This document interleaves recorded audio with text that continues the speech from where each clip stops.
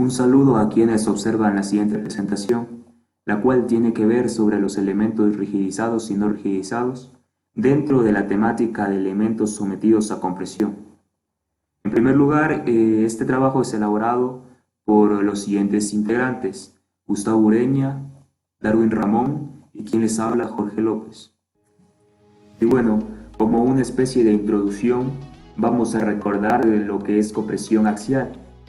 Es una fuerza que actúa directamente sobre el centro axial de un objeto en la dirección del eje longitudinal. Vamos a ir guiándonos en la imagen que tenemos a la parte derecha. Todas las columnas, excepto las muy cortas, fallan por esfuerzos, donde hay una fuerza aplicada sobre un área. La resistencia a la compresión axial es función de su resistencia al pandeo. La carga de pandeo provocada por una fuerza induce deflexión, agravada por solicitaciones secundarias de flexión o torsión, y en algunas situaciones simultánea, flexo-torsión. Pero, ¿por qué sucede el pandeo o de qué depende? Bueno, aquí encontramos el tema de nombre llamado esbeltez, que no es más que la relación que existe entre la sección de la barra y su longitud. Hablando de una columna, se expresa en términos de su relación de esbeltez K de U sobre R, donde K es un factor de longitud efectiva que depende de las condiciones de vínculo de los extremos de la columna, mientras que LU es la longitud de la columna entre apoyos, y R es el radio de giro de la sección transversal de la columna. En general, una columna es esbelta si las dimensiones de su sección transversal son pequeñas en relación con su longitud. Por otro lado, hay formas diferentes de esbeltez que producen inestabilidad, los cuales pueden ser esbeltez de la sección como pandeo local, esbeltez de la columna como pandeo general. Hablando propiamente del pandeo local, esta inestabilidad local es inducida por la esbeltez de los elementos constitutivos de la sección, como el ala, pestaña o alma, los que pueden ser no rigidizados o rigidizados. Aquí llegamos a nuestro tema central, por así llamarlo. Sin embargo, creíamos conveniente hacer una especie de introducción hasta llegar a este tema o saber cómo se generan estos dos temas. Los elementos rigidizados o también llamados atiesados, esto dependiendo del autor, tienen las siguientes características. Son elementos que están sometidos o soportados a lo largo de dos bordes paralelos a la dirección de la fuerza de compresión. Otra característica o definición, pieza de sección que no está libre. Como podemos observar en las imágenes ahí planteadas, marcado con unas líneas rojas. Por ejemplo, en la primera imagen, que es un perfil tipo I, el alma es la parte rigidizada, ya que, como lo dijimos anteriormente en la definición, en sus dos extremos tenemos un punto de apoyo. Asimismo, tenemos en las siguientes imágenes que tienen igual o parecida característica. Y bueno, el otro tema es los elementos no rigidizados o no atiesados, también llamados. Estos, por lo contrario, son elementos que están soportados a lo largo de uno solo de los bordes paralelos a la dirección de la fuerza de compresión. Otro concepto de definición puede ser pieza de sección con un borde libre. Como observamos en las imágenes de arriba, en los extremos de la ala del perfil, por ejemplo, estos se encuentran libres, dando así sentido a la definición anteriormente dicho. El código ISC hace una clasificación de las secciones a compresión como elemento no esbelto y elemento esbelto. El elemento no esbelto es aquel en el cual la relación ancho-espesor de sus elementos a compresión no excede un lambda r, mientras que el elemento esbelto es lo contrario, es aquel en el cual la relación ancho-espesor excede dicho lambda r.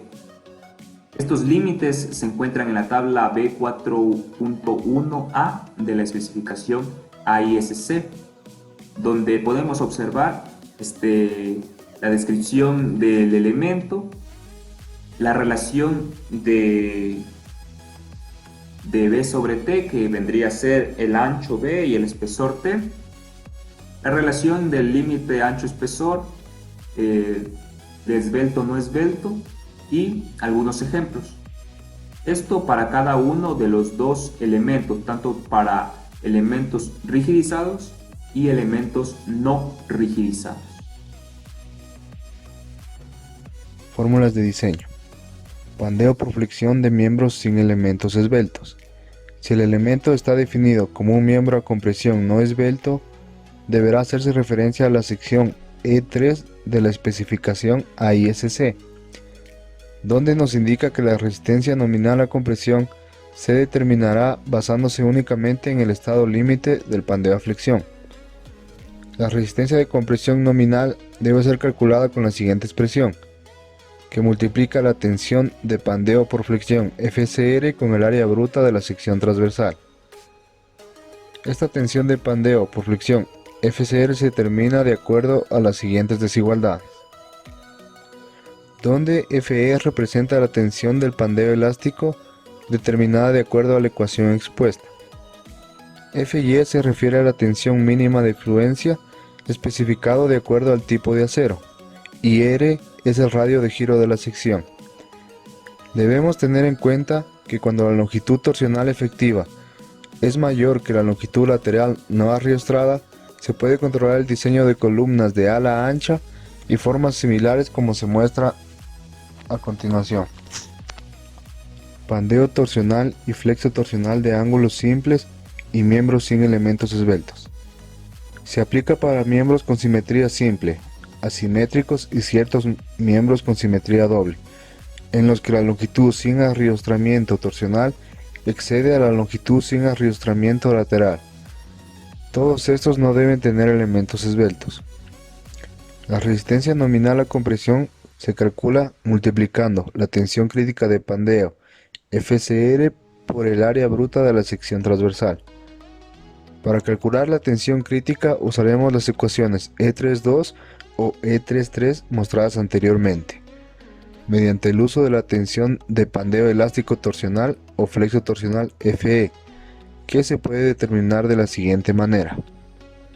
Para miembros con simetría doble, rotando en torno al centro de corte, utilizamos la siguiente expresión.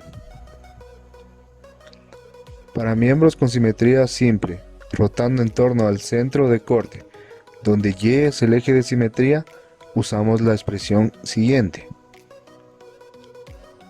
Y para miembros asimétricos, rotando en torno al centro de corte, Fe es la menor raíz de la ecuación cúbica,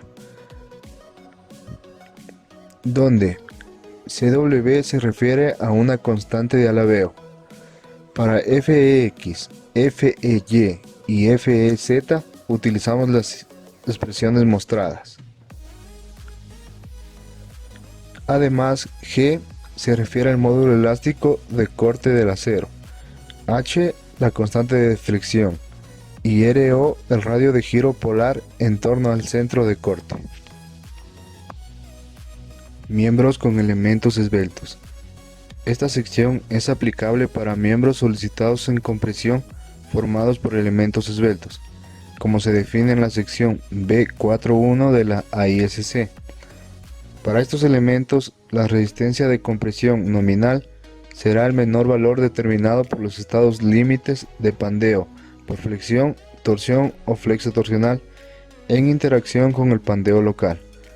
Para ello tenemos la siguiente expresión, donde FCR es la tensión crítica que se determinará de acuerdo a las secciones E3 o E4 antes mostradas, y AE se refiere a la suma de las áreas efectivas basadas en los anchos efectivos BE, TE o HE, o el área dada por las ecuaciones E76 o E77 que a continuación se muestra.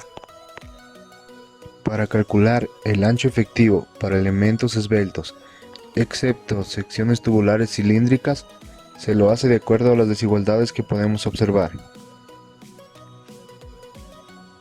Es necesario determinar factores de ajuste por imperfecciones en ancho efectivo, C1 y C2. Para ello nos podemos apoyar de la tabla E71 para diversos casos. Algunas expresiones utilizadas se muestran como B, ancho del elemento, lambda, razón, ancho, espesor en elementos según se define en la sección B4.1, lambda R, límites en razón, ancho, espesor según la tabla B4.1a, y FEL se refiere a la tensión de pandeo local elástico, determinada de acuerdo a la ecuación mostrada o por un análisis elástico de pandeo local. Para secciones tubulares cilíndricas, el área efectiva se calcula basándose en las siguientes desigualdades, donde D es igual al diámetro exterior del tubo y T es el espesor de la pared. Para entender mejor este tema hemos planteado la resolución de un ejercicio, el mismo que lo hemos tomado del libro de diseño de estructuras quinta edición de McCormack, el cual nos pide que determinemos la resistencia de diseño a compresión por el método de LRFD y ACD. Los datos que nos dan es la afluencia del acero de 50 kCi, también nos dan el tipo de perfil W12/72. Para dar solución a este ejercicio utilizamos la tabla 5.2 donde se presentan las razones de ancho y espesor para elementos sometidos a compresión axial. El patín es un elemento no rigidizado, por lo cual se utiliza el caso número 1. Ya al desarrollar las ecuaciones del caso número 1, se cumple la condición para que este elemento sea no esbelto. El alma del perfil es un elemento rigidizado, por lo cual utilizamos la ecuación número 5. Al resolver las dos ecuaciones que se presentan, se cumple la condición para que este sea un elemento no esbelto. Para encontrar el factor de longitud efectiva utilizamos la tabla 5.1. Utilizamos el caso B, ya que en la parte inferior se presenta una unión empotrada y en la parte superior articulada. Utilizamos el valor recomendado de K igual a 0.80.